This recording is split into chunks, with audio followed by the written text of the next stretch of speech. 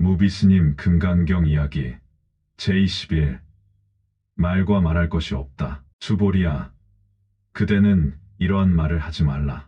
열애는 스스로 나는 반드시 설법한 것이 있다라고 생각할 것이다 라고 하지 말라. 그런 생각도 하지 말라. 왜냐하면 만약 어떤 사람이 말하기를 열애는 설법한 것이 있다라고 한다면 이것은 곧 부처님을 비방하는 것이 되며 내가 말한 것을 전혀 이해하지 못하는 것이 되기 때문이다. 수보리야, 설법이라고 하는 것은 설할 수 있는 법이 없다. 그 이름이 설법일 뿐이니라. 그때 지혜를 생명으로 삼는 수보리가 부처님께 사례었습니다. 세존이시여, 매우 많은 중생들이 이 다음 세상에 이러한 도리를 설명하는 것을 들으면 믿는 마음이 나겠습니까? 부처님께서 말씀하셨습니다. 수보리야, 그들은 중생이 아니며 중생이 아님도 아니다. 왜냐하면 수보리야, 중생하는 것도 열애는 말하기를 중생이 아니라 그 이름이 중생일 뿐이다 라고 하기 때문이니라.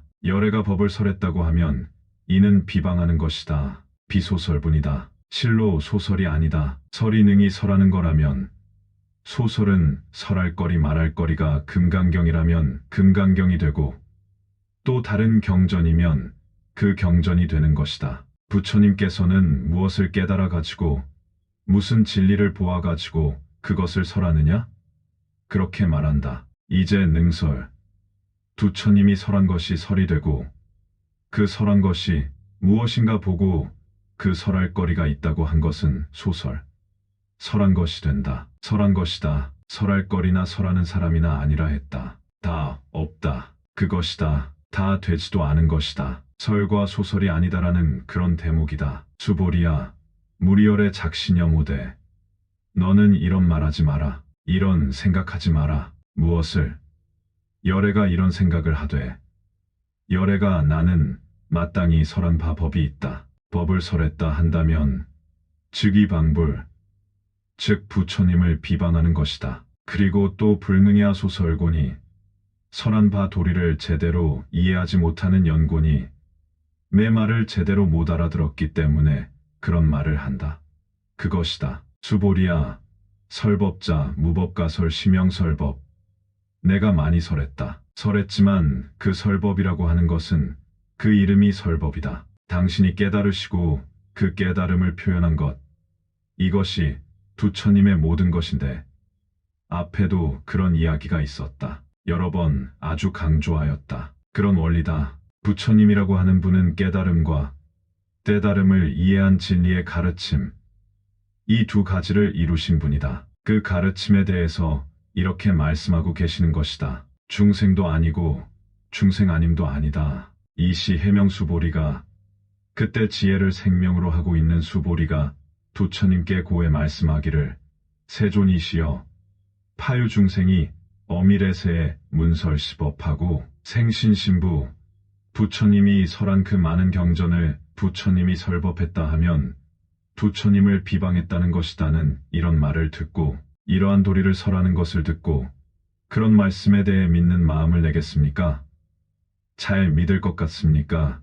그런 말이다. 뻔히 팔만대장경이 있다. 이것은 금쪽 같은 말씀이다라고 이렇게 하면 그런대로 우리들의 소견으로 돌아가는데 그것을 싹 부정하고 나왔으니 말세 중생들이 그것을 이해하겠는가? 그 말이다. 그러니 부처님 대답이 수보리야, 중생하지만 그런 소리 하지 마라. 비비중생, 그 사람은 중생이 아니야. 비불중생, 중생 아닌 것도 아니야. 중생도 아니고 중생 아닌 것도 아니고 물론 중생이면서도 또 중생이 아니야. 한 인간의 마음속에는 숱한 요소가 다 있어. 부처님 요소도 있고 보살의 요소도 있고 아기 아수라 뭐 온갖 축생 같은 그런 내용도 고스란히 가지고 있다는 것이다. 그러니 그것을 어떻게 중생이라고 꼬집어서 말할 수가 있겠느냐? 그것이다. 그런데 내용을 보면 불성을 그대로 가지고 있어서 불성인간이다라고 자주 그런 말을 했는데 불성인간? 부처의 바탕을 가진 그런 인간이다. 부처의 바탕을 가진 그런 인간. 그래 가만히 행동하는 것을 보면 어떨 때는 영 형편이 없어. 싸우는 것을 보면 아수라 같기도 하고 아기 같기도 하고 그러다가 때로는 보살 같고 부처 같단 말이다. 그러니 피비중생 비불중생이다. 그들은 중생이 아니고 중생 아님도 아니다. 수보리야, 어떻게 생각하느냐? 내가 중생하는데 그 중생은 열애설 비중생, 심영중생, 열애가 말하기를 그건 중생이 아니야. 내가 편의상 말할 때 그 사람들을 이름하여 중생이라고 하고 그리고 이야기하기를 그게 중생이라고 한다고 중생이라는 말에 떨어지지 말라는 말이다. 모든 것을 그렇게 봐야 한다. 어떤 사람이 나한테는 나쁘지만 다른 사람에게는 그렇게 좋은 사람일 수도 있다. 나한테 아주 좋은 사람이 또 다른 데서는 천하에 죽일 놈이라는 소리를 들을 수도 있다. 인간은 별의 별 모습을 다 가지고 있는 것이다. 그러니까 그것을 섣불리 단정지어서 말할 것이 아니다. 요컨대 마음에 들면 좋은 사람이고 자기 마음에 들지 않으면 나쁜 놈이 된다. 중생들의 판단은 그저 그렇다. 하지만 그렇게 무엇이라고 고정지어서 말할 수는 없는 것이다. 참으로 금강경은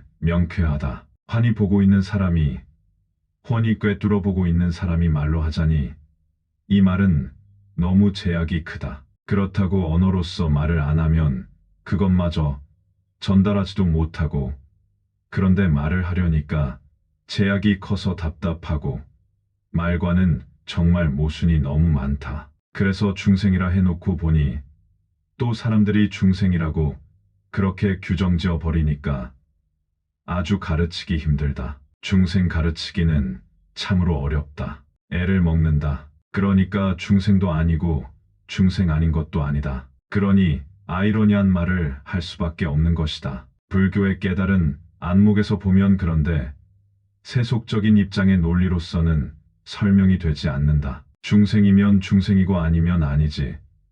특히 서양의 논리를 사용해서는 설명이 될 수 없다. 불교를 한마디로 설명할 수 없다. 불교는 불교 특유의 논리가 있다. 중생도 아니고 중생 아닌 것도 아니다. 흑백 논리로 굳어진 머리로는 이해가 되지 않는 것이다. 사실 알고 보니까 중생하지만 중생이 아니고 때로는 악이고 아수라고 그런 모습을 가진 것이 우리 중생들이다. 깨달은 안목에서 보고 이렇게 표현한 것이다. 다듬고 다듬어서 가장 정확한 논리를 전개한 대답이다. 우리는 깊이 이해하고 깊이 새길 일이다. 무비스님, 금강경 이야기 다음 시간 제22 법은 얻을 수 없다. 편에서 다시 뵙겠습니다. 나무금 강바냐 빠라밀경 나무금 강바냐 빠라밀경 나무금 강바냐 빠라밀경